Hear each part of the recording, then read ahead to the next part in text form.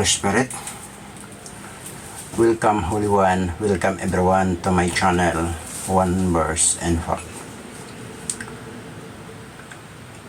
Psalms 119 verse 105. Thy word is a lamp unto my feet and a light unto my path. Ang iyong salita ay lampara sa aking mga paa at liwanag sa aking daan. Nawa ang salita ng Diyos sa bidyong ito ay magkaroon ng ilaw at liwanag sa ating mga buhay upang ating maunawaan.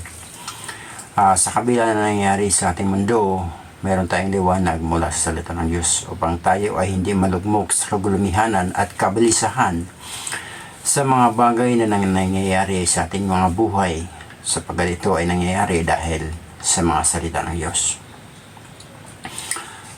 Gusto ko ngayon dalhin ang bidyong ito sa sinasabi ng salita ng Diyos dito sa Revelation chapter 12. Revelation chapter 12 verse 1. Ang sabi dito, "And there appeared a great wonder in heaven, a woman clothed with the sun, and moon under her feet, and upon her head a crown of 12 stars."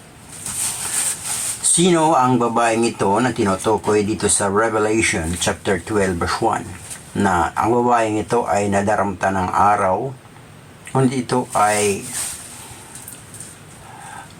masasabi natin, sabi ng salita ng a great wonder in heaven. So, sa langit ito nagpakita ng napakalaking pagkamangha ng mga bagay na nangyari sa langit, sapagkat titingnan natin mula nang maglikha ang Diyos ng langit at ang lupa at likhain ng Diyos ang mga anghel sa langit ayon sa kanilang katungkulan at gawain sa mga bagay para luwalhatiin ng Diyos sa langit. Nagkaroon ng kakaibang pangyayari.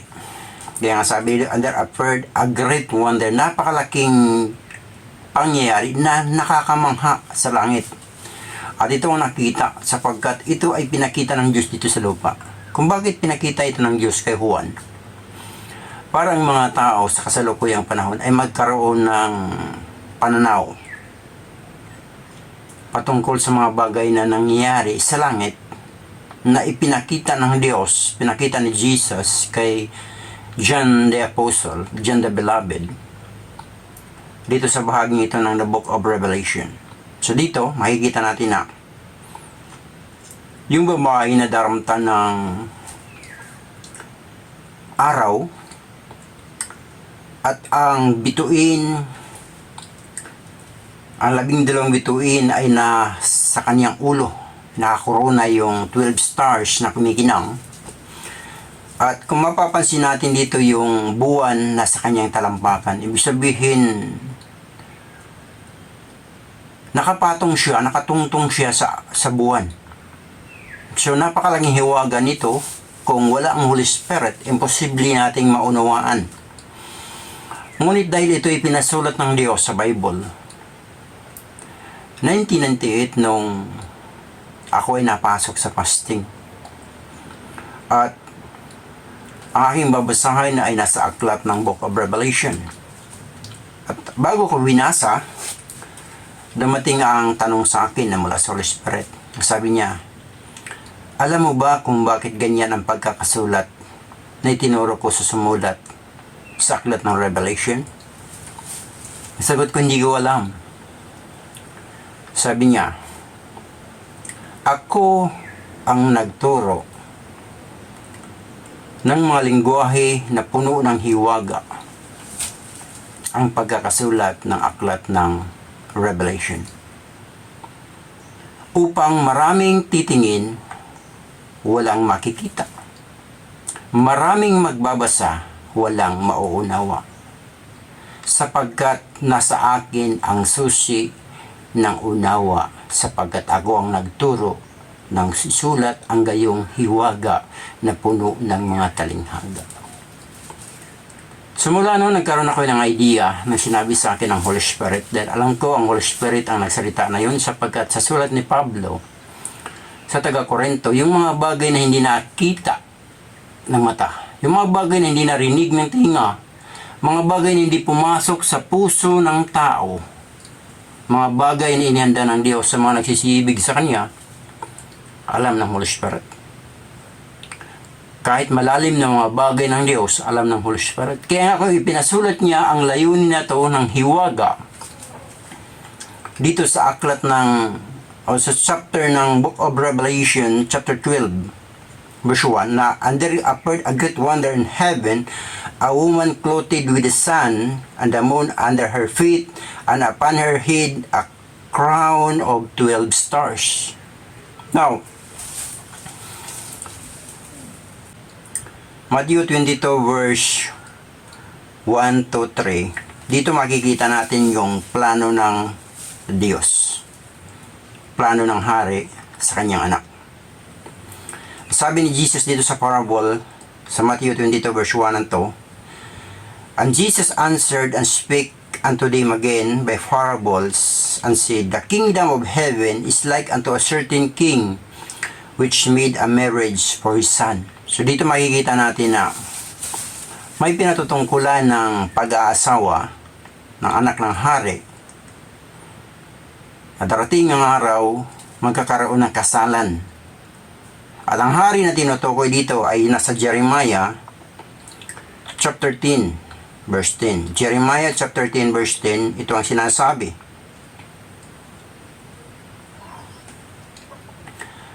But the Lord is the true God, He is the living God, and an everlasting King. So sa Matthew 22, ang tinutukoy ng Panginoong Hesus na hari, Diyos na totoo, Diyos na buhay at walang hanggang hari. Ang tinutukoy ng Panginoong Kristo ay ang Jeremiah, na isang araw ang plano niya na mahayag ang kanyang anak, na pagtitiwalaan niya ng lahat ng bagay at ipaghahanda niya ng mapapangasawa at darating ang panahon ng kasalang ito. Kaya sa Matthew 25, dito ating makikita naman yung tungkol sa preparation ng inilagay dito yung talinghaga sa chapter 25 verse 1 na tungkol sa 10 dalaga na naghihintay nung araw ng kasal. So dito, and then shall the kingdom of heaven be likened unto 10 virgins which took their lamps and went forth to meet the bridegroom. So dito makikita natin na meron ng kasintahan. Sa Mateo, sinasabi pa lang na plano. Ngunit sa Mateo 22, sinasabi pa lang na plano. Ngunit sa chapter 25, meron ng kasintahan, mayroon ng mangingibig, at naghihintay na lang sa araw na yon ng pagpasok sa araw ng kasalan. Kaya kung titingnan natin dito yung Matthew 25 verse 1 to 10, ating makikita na yung 5 dito ay mangmang at ang 5 ay matatalino. So dito, sa madaling sabi, yung handa, preparado sa araw na yun ng kasal, sila yung nakapasok, sila yung napasama sa piging ng kasalan. Sila yung nakasaksi, sila yung nakakita sa araw na yun ng kasalan. So dito ating makikita na sa Matthew 25, the virgins waiting for the bridegroom. Ngunit sa Ephesians chapter 5 verse 31, Ephesians chapter 5 verse 31, dito ipinakita na 5:31 to 32, ibinigay ng Diyos yung unawa na hiwaga ng tungkol sa pag-aasawa ng anak ng hari. Nasabi ni Pablo sa mga taga-Efeso, for this cause shall a man leave his father and mother, and shall be joined unto his wife, and they two shall be one place. So dito makikita natin na ang dahilan Sa dahilang ito, iiwanan ng lalaki ang kanyang magulang, ang ama't ina, at sila ay magsasama sa kanyang asawa, at silang dalawa ay magiging isang laman. So dito makikita natin na sa verse 32 sabi, this is a great mystery, but I speak concerning the church in Christ. So dito na maliwanag na the church in Christ, wedding day. So dito makikita natin na sa Book of Revelation, chapter 12, verse 1, makikita natin dito nag-iisa ang babae na nadaramta ng araw. Alam nyo, habang aking pinapalalim sa Holy Spirit, tinatanong sa Holy Spirit kung ano at bakit suot niya yung damit ng araw. Ito ang sinabi niya sa akin. Yakap ni Jesus ang kanyang asawa. Kaya kung makikita natin dito, dahil yakap niya, dahil sabi sa Episo, magiging isang katawan yung dalawang tao, lalaki at babae, sa araw ng ikasal, sa araw ng kasalan, magiging isang katawan ang makikita. So dito, habang binubulay ko ang Revelation, habang tinatanong ko sa Holy Spirit kung ano ang ibig sabihin nito, isa lang ang naging sagot niya. Yakap ni Jesus ang church. So bakit ito ay nakanamit pang araw? So kung hindi natin maintindihan kung ano yung nangyari kay Jesus sa Mount of Transfiguration, sa Mateo chapter 17, dito natin makikita yung Mateo chapter 17, dito natin makikita yung si Jesus, ang kanyang mukha ay naging tulad sa araw. 17 verse 1. Sabi dito, after 6 days, Jesus took Peter, James, and John, his brother, bringing them up into a high mountain, and was transfigured before them, and his face did shine as the sun, and his raiment was white as the light. So kung titingnan natin, ito yung rapture na yung nakita ni John the Beloved sa Book of Revelation chapter 12, na ito na yung great wonder in heaven, sabagat nasaksihan at ang namangha nito ang mga tunay ng anghel na sa langit naninirahan. Sila yung nakasaksi ng kamanghang bagay na naroon ang mga na-rapture. Naroon si Jesus, naroon ang mga na-rapture, sila ang sumaksi sa araw na ito ng kasalan. Kaya nga dito makikita natin na bakit ang babae nadaramta ng araw? Sapagkat si Jesus dito sa chapter 17 ng Mateo, taglay niya ang wangis ng araw. Ang kanyang kasuotan ay nagliwanag na para maputi na walang makakagawa nitong kaputihan na ito. Dito ipinakikita na yung Revelation chapter 12 verse 1, ito yung wedding day na nakita at ipinakita ng Diyos sa tao. Bakit ipinakita ito ng Diyos kay John the Beloved? Sapagkat ipapaunawa ng Holy Spirit na kailangang makita ng bawat tao na nagnanais mapasama sa araw na yun ng kasalan. Dito makikita na a woman clothed with the sun, romantic scene ito. Yakap ni Jesus ang kanyang asawa, ang church.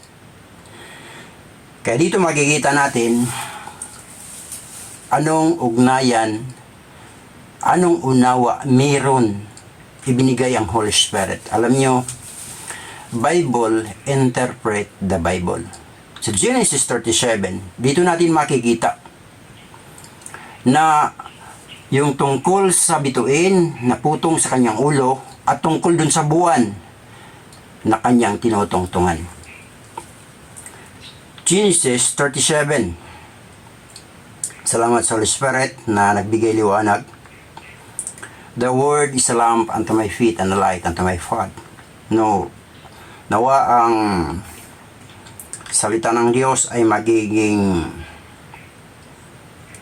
liwanag sa ating buhay. Genesis 37 verse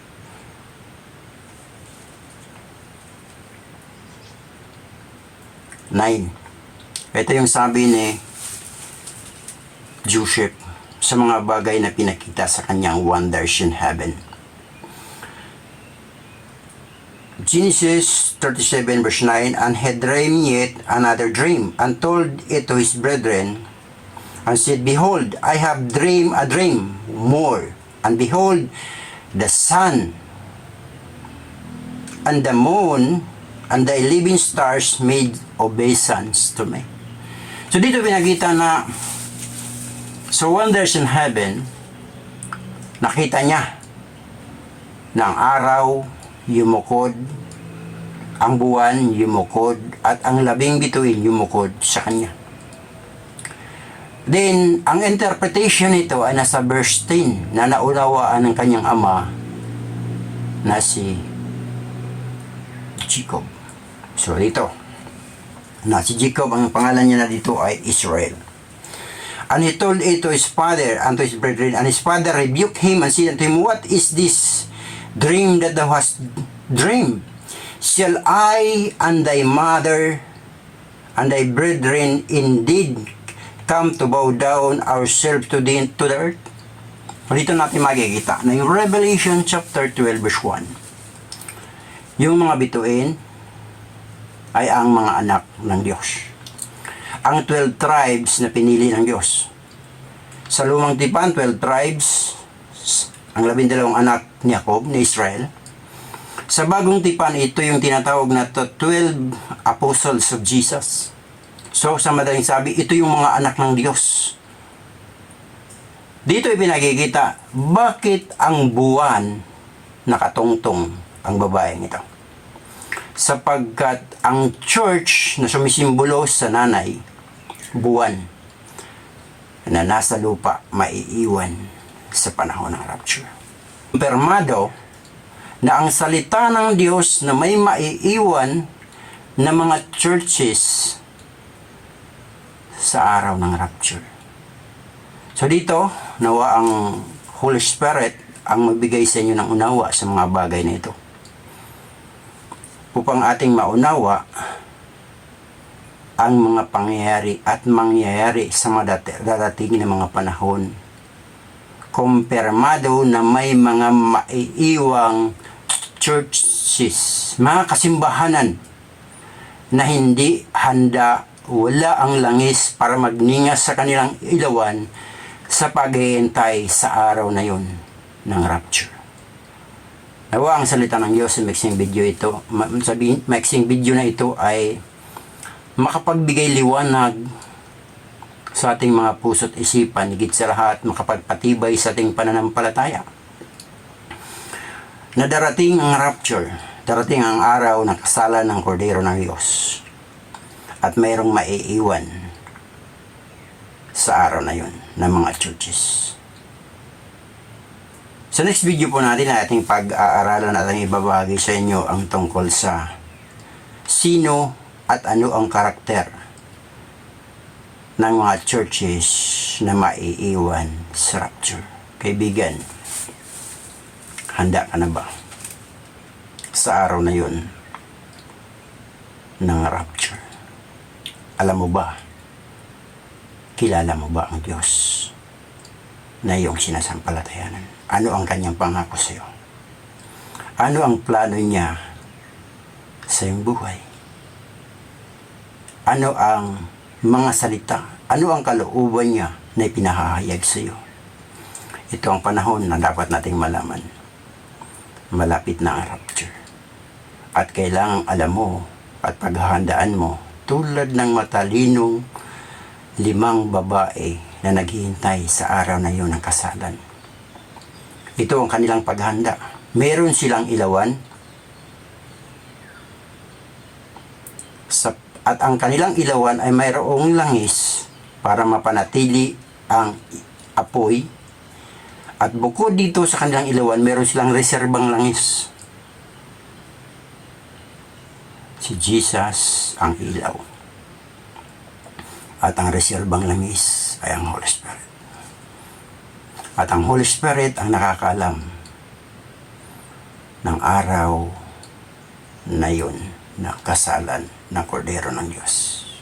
Sunawa sa araw na yun, maging handa tayo Salamat sa Diyos sa liwanag na mula sa kanyang mga salita na magpala kayo sa video ito.